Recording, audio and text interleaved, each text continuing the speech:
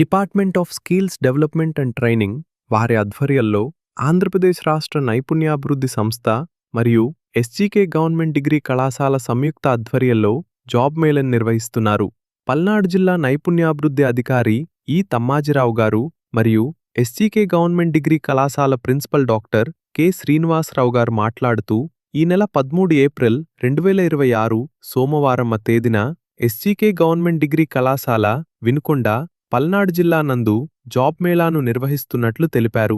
ఈ జాబ్ మేళాను వినుకొండ నియోజకవర్గ పరిసర ప్రాంత యువతీయువకులు అందరూ ఈ జాబ్ మేళాలో పాల్గొని ఈ అవకాశాన్ని సద్వినియోగం చేసుకునవలసిందా తెలియజేశారు. ఈ జాబ్ మేళాకు సుమారు 10 కంపెనీలు పాల్గొంటున్నాయి.